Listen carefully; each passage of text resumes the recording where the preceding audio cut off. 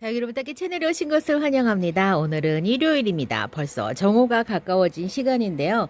베란다 다육이들 제가 지금 이렇게 차광을 하지 않고 직광을 쪼주고 있습니다. 베란다 내부의 온도는 28도와 그 다음에 그러니까 중간부 온도가 28도고요. 겨울하고 똑같아요. 아래 온도랑 이게 그 위의 온도랑 조금 달라요. 뭐 상당부, 그러니까 위쪽의 온도는 뭐 30도가 넘어가고 이런 식으로 온도 차이가 겨울처럼 똑같이 나더라고요. 아마 지금 거리대 밖에 이 다육이들은 체감하는 온도가 30도가 한 35도 훌쩍 넘어가겠죠?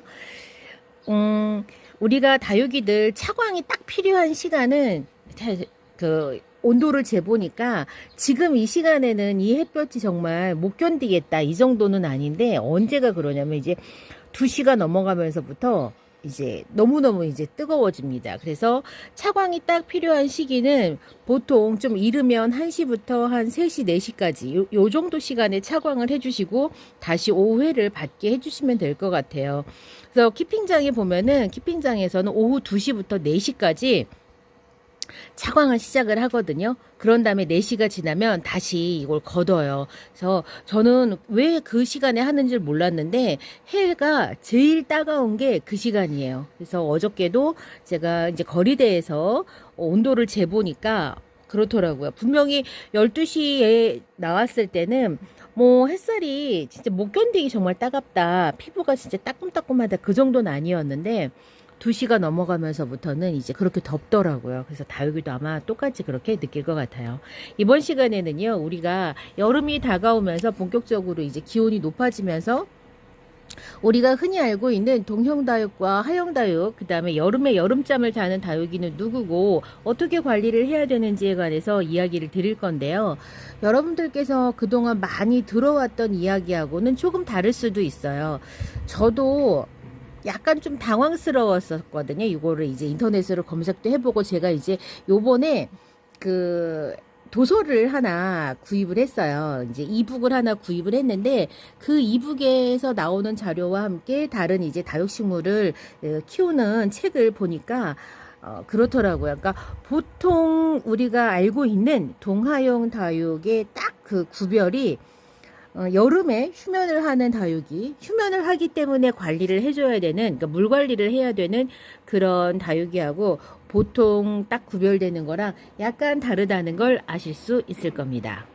여름에 고온에 다육이들이 일시 생장을 멈추고 잠깐 휴면에 들어가는 다육이들은 우리가 알고 있는 것보다 훨씬 더 많은 종류가 있습니다. 되게 놀라실 거예요. 아닐 줄 알았는데 그렇다는 거야? 라고 할 수 있어요. 지금 제가 불러드리는 그 다육의 대부분이 여름에 휴면을 약간 들어갑니다. 코노피튬 속, 립톱스, 에오니움 속, 세덤 속, 세덤 중에서는 이제 작게 자라는 거라고 해요. 에케베리아 속, 그랍토페탈룸 속, 그 다음에 노토 칵투스 속, 그 다음에 레부티아 속, 마밀라리아 속, 코디레돈 속, 코피아포아 속 등 많은 속의 대부분의 다육이들이 여름에 휴면을 합니다. 또 개별적으로는 은전, 제옥, 마옥, 립톱스, 흑법사, 일월금, 썬버스트, 리틀잼, 백설, 은월, 유아자태, 아이보리타워, 발바타, 오십령옥, 라우이 등 요런 녀석들도 여름에 휴면한다고 합니다. 요런 다육이들 지금 휴면한다고 여름에 휴면하는 요 다육은 다육식물의 관리와 번식이라고 하는 그 책에서도 요렇게 소개를 해요. 왜 얘네들이 그러면 여름에 휴면하냐라고 하면은 남아프리카 해안해가에서 유래되었는데 따뜻한 시기에 휴면을 하고 서늘할 때 생장을 한다. 이렇게 하는데 서늘할 때 생장한다고 하는데 우리나라는 서늘할 때가 겨울이 아니잖아요. 겨울은 완전 혹한기에 있기 때문에 여름에 휴면한다고 해서 또 얘네들이 겨울에 성장하냐? 한겨울 우리나라 한겨울에 또 성장기에 있냐? 그렇지는 않습니다. 그거랑은 또 다른 이야기거든요. 그래서 요 서늘한 고산지대나 해안가에서 유래를 해서 주로 봄, 가을에 성장을 하고 여름과 겨울에는 휴면을 하는 거예요. 그러니까는 우리가 딱히 구별지어서 동형다육과 하형다육으로 나눠가지고 그렇게 할 게 아니라 하형 다육에도 불구하고 대부분의 다육들은 봄, 가을에 성장을 하면서 한여름에 이 뜨거운 날씨와 그 다음에 한겨울의 혹한기에는 대부분 다 휴면기에 빠지는 거예요. 그러니 그 시기에 다육식물을 관리를 할 때는 약간 너무 더운 거는 뭐 더위를 좀 이렇게 낮춰주기 위해서 지금 차광을 한다던가 하고, 그 다음에 휴면기에 있기 때문에 뿌리가 활동을 하지 않으니까 단수 조치, 절수에 가까운 단수를 이렇게 하는 게 다육식물을 관리하는 여름 관리 방법이라고 할 수 있겠습니다. 그러니까 성장기에 반대되는 어떤 그런 계절에 휴면을 한다고 하는 일반적인 그런 생각이 잘못된 거죠. 그래서 겨울에 휴면을 하는 다육이 중에서는 파키포디움 속하고 라메리, 그 다음에 게아이, 녹비단, 은행목, 채운각, 와룡목, 석화, 단해의 여왕, 바위솔 등이 겨울에 휴면에 들어갑니다. 대부분 겨울에 휴면을 들어간다라고 하지만 우리 요 다육이들도요, 겨울에 추울 때는 뿌리 성장이 멈춰서 일시에 그냥 성장이 그냥 멈춰져 있는 상태에 있잖아요. 그래서 우리는 그냥 얘네들도 그래서 겨울에 휴면한다라고 보통 알고 있는데 이렇게 구별이 따로 지어지더라고요. 겨울에도 생장을 하는 다육식물이 있기는 하지만 이 겨울에 생장하는 다육식물은 우리나라 혹한기에까지 이렇게 생장한다는 그런 의미는 아니고요. 그라노비아 속의 모든 종이 겨울에 생장한다라고 되어 있는데, 그라노비아 속은 지금 에오니움 속으로 편입이 돼가지고 에오니움 속에 지금 들어가 있습니다. 그 다음에 두들레아 속이 그렇고요. 세네시오, 마드라리스케 속이 그렇습니다. 세덤 스파툴라툼도 그렇고요. 그다음에 세팔로필름의 모든 종이 그렇고 아르기로데르마의 모든 종이 그렇다라고 표시가 되어 있어요. 그래서 겨울에도 생장하는 다육식물로 우리가 그냥 알고 있으면 되는 것은 에오니움 속하고 두들레아 속 정도로 알고 있으면 되겠습니다. 다만 휴면기가 없는 다육식물로 화재, 이게 화재, 십자성, 요건 적기성입니다. 화재 아니고 화재, 십자성, 성민, 화월, 보초, 옵투샤, 상학, 용월, 프리티, 홍옥, 청옥, 칼랑코에 등은 휴면기가 없는 식물로 이렇게 표기되어 있습니다. 오늘 제가 제공해드리는 정보는 두 개의 다육식물에 관한 그 전문 도서를 기준으로 해서 제가 설명드렸는데, 내가 만드는 건조용 실내 정원, 이 책이 있어요. 요거는 원예 특작과학원에서 편집을 한 그 도서인데, 요거는 그 이북으로만 판매를 하더라고요. 농촌진흥청에서 농사로가 제공하는 정보를 기준으로 해가지고 약간의 다른 그 설명을 가미를 해서 책을 만들어냈더라고요.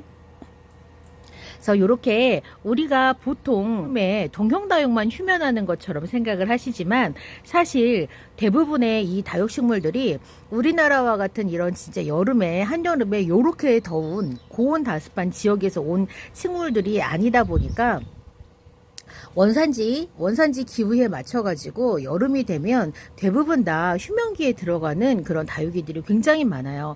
에케베리아 속의 대부분 다육이들이 그렇다는 거에 놀라웠고, 그 다음에 그랍토페탈룸 속이 대부분 그렇다는 것도 굉장히 놀라운 일이에요.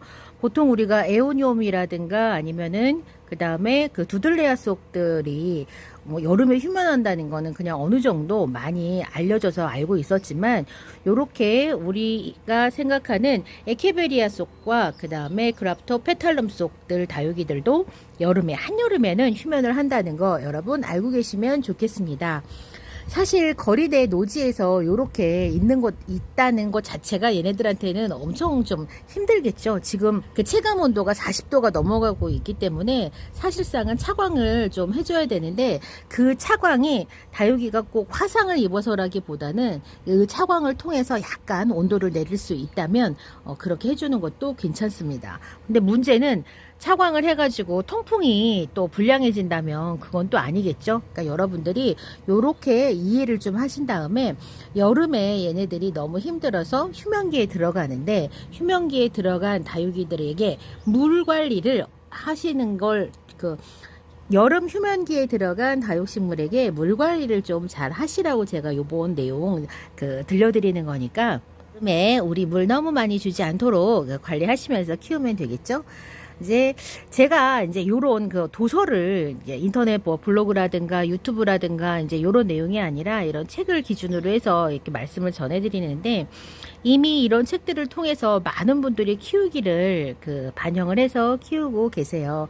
그런데 그렇지 않고도 나는 잘 키웠다 그러시는 분들도 많으세요. 이번에 이제 과학적인 정보, 객관적인 정보를 좀 찾으려고 많이 좀 애를 쓰면서 느낀 게 뭐였냐면, 업을 삼아서 요 식물이 어떻고 뭐 특징이 어떻고 요런 거 하시는 분들은 실제 키우기를 잘 못하는 것 같은 그런 느낌이 딱 들더라고요. 왜 그래서 우리가 요거 하나 키우면서도 느끼는 것들이 있잖아요. 그런 부분들이 전혀 표현되어 있지 않아요. 물론 그거는 개인적인 어떤 키우기 환경에 따라서 각자가 느끼는 바가 달라서 그럴 수도 있지만, 그래서 사실상 그런 분들의 책이 딱히 도움이 되지 않습니다.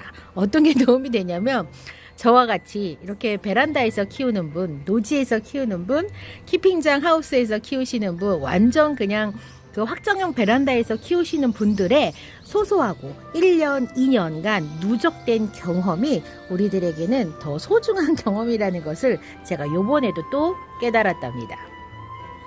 요번 시간에는요, 지금 다가오는 여름, 이미 여름이 시작됐죠? 다가오는 장마철과 혹서기가 오잖아요. 이 혹서기에 우리 다육이들 어떻게 해야 되는지 고민 많으신 분들을 위해서 말씀드렸는데, 우리가 알고 있는 것처럼 동형 다육이 말고도 여름에 성장하는 다육들도 한여름에는 잠깐 휴면기에 들어간다는 점 이해하시면 좋겠습니다. 그래서 어떻게 하면 된다고요? 물 관리 하시면 된다는 거죠. 어떻게 할 거예요? 이 온도를 우리가 얘네들을 뭐 서늘한 곳에 두면서 상시 햇볕을 쬐어주면서 에어컨을 틀어가면서 온도를 낮춰줄 수는 없잖아요. 그러니 결국엔 할 수 있는 거라고는 이 계절 함께 살면서 우리가 건강하게 지내려고 하면 다육이를 좀 이해를 하면서 물 관리를 조금 해주시면 될 듯 합니다. 저는 다음 시간에 다른 이야기로 다시 찾아뵐게요. 그럼 안녕히 계세요.